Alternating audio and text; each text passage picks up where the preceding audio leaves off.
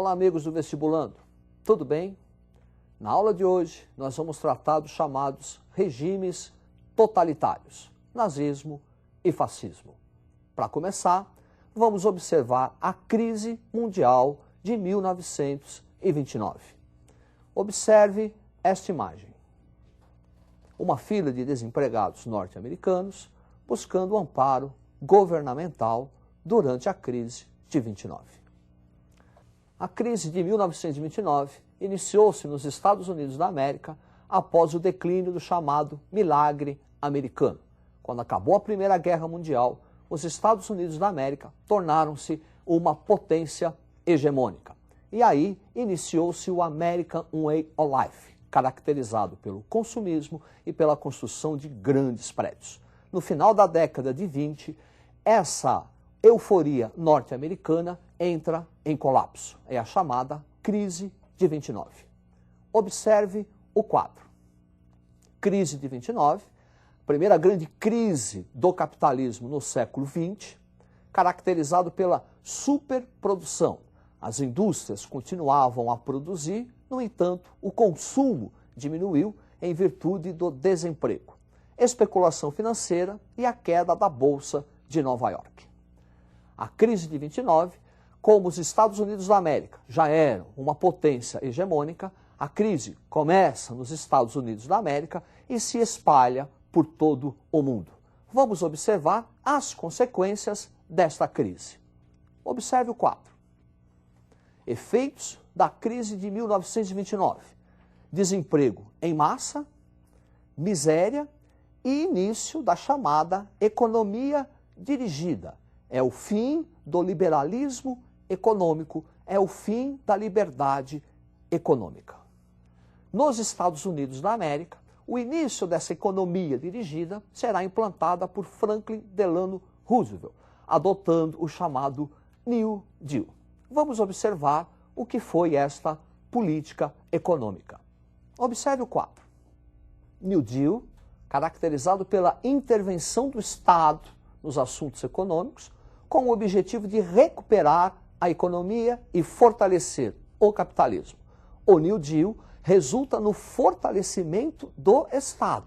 Por quê? Porque algumas práticas políticas antes, que seriam executadas pelos governos estaduais, passaram a ser executadas pelo governo federal, como a prática do seguro-desemprego e a construção de grandes obras públicas. O início dessa economia dirigida e o colapso do liberalismo econômico vão fortalecer, principalmente na Europa, os chamados regimes totalitários, nazismo e fascismo.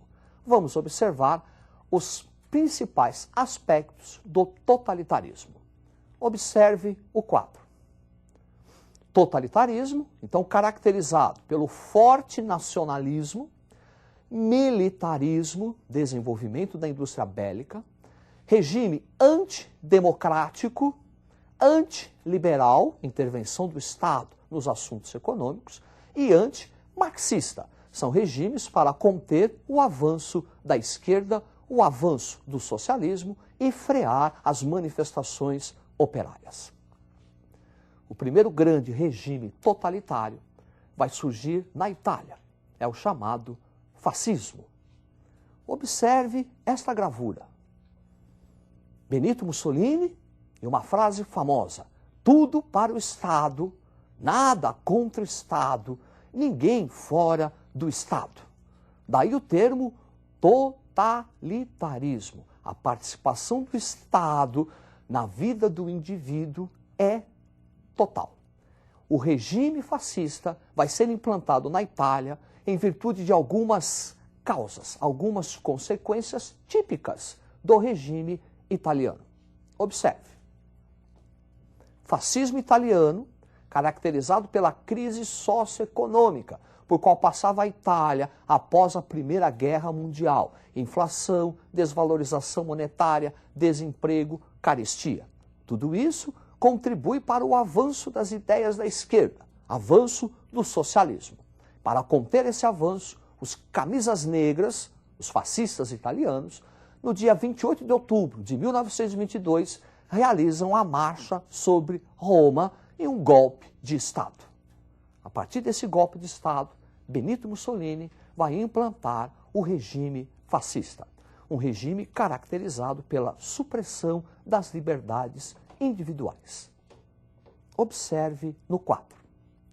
Regime fascista caracterizado pelo uso do terror e violência, principalmente pelos camisas negras, corporativismo, que seria uma aliança entre os interesses da classe patronal e da classe trabalhadora para evitar lutas de classes, Carta do Trabalho, onde algumas conquistas serão dadas aos trabalhadores, como jornada de trabalho, regulamentação do trabalho infantil e feminino, como forma de esvaziar o movimento operário, e a supressão dos direitos e das liberdades individuais.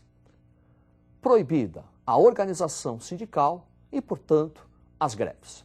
Um outro regime totalitário surgiu também na Europa, na Alemanha. Observe esta figura.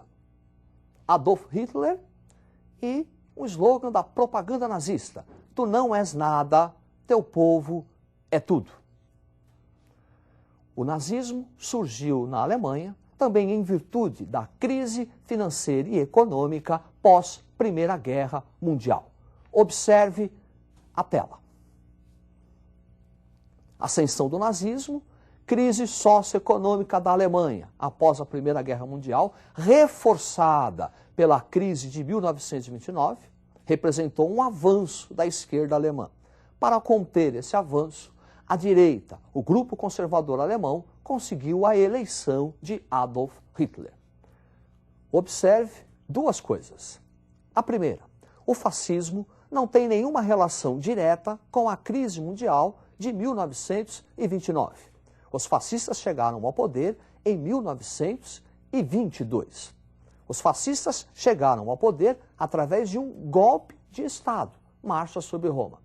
Já o nazismo tem uma relação direta com a crise mundial de 29, que acentuou a crise econômica da Alemanha, e Adolf Hitler chega ao poder através das regras democráticas. Nazismo e fascismo apresentam muitas semelhanças, como o militarismo ou nacionalismo. No entanto, existe uma diferença essencial. Observe o quadro. O regime nazista e a superioridade da raça ariana, ideia que afirmava que os arianos são superiores, acentuando assim o preconceito racial. Início de uma perseguição sistemática a judeus, ciganos, negros, homossexuais, a qualquer um que degenerasse a raça ariana. Dessa ideia desenvolveu-se a doutrina do espaço vital, que consistia numa expansão territorial, na ocupação do espaço geográfico para o desenvolvimento dessa raça ariana. É desse expansionismo que nós vamos encontrar uma das causas para a Segunda Guerra Mundial. Vamos observar os mecanismos de sustentação da ditadura nazista. Observe o quadro. Então, ditadura nazista, sustentada pelo Partido Nazista, pela SS, que é o braço armado do Partido Nazista, a Gestapo, uma polícia especial, polícia do Estado, e o Ministério da Propaganda, dirigida por Goebbels. Assim, nazismo e fascismo vão, de alguma forma, contribuir para a recuperação da economia italiana e alemã, principalmente com o desenvolvimento da indústria bélica. Ainda na Europa, vai surgir um outro regime totalitário de direita, na Espanha. Observe o quadro. Guerra Civil Espanhola começou em 1936 e acabou em 1939. Dois grupos. De um lado, a Frente Popular, um grupo de esquerda, socialistas, comunistas, anarquistas contra o avanço do fascismo e que receberá apoio da União Soviética. Do outro lado, Falange, grupo conservador, apoiado pela burguesia, pelo exército e pela igreja. Esse grupo, na Guerra Civil, receberá apoio da Itália e Alemanha. No final da Guerra Civil, vitória da Falange e ascensão de Francisco Franco. Generalíssimo Franco, inaugurando assim a ditadura franquista, que em alguns aspectos se diferencia dos regimes nazi-fascistas. Observe. Franquismo, supremacia do exército e não supremacia do partido, e um clericalismo acentuado, uma forte influência da Igreja Católica nos assuntos políticos. Também ainda na Europa, nós vamos ter a ditadura de Salazar. Antônio de Oliveira Salazar, que assume o poder em Portugal em 1928, e essa ditadura vai se estender até 1974, abril de 74, com a Revolução dos Cravos. Vimos, portanto, até agora os regimes totalitários de direita, mas também poderemos falar dos regimes totalitários de esquerda, o comunismo. Observe a tela.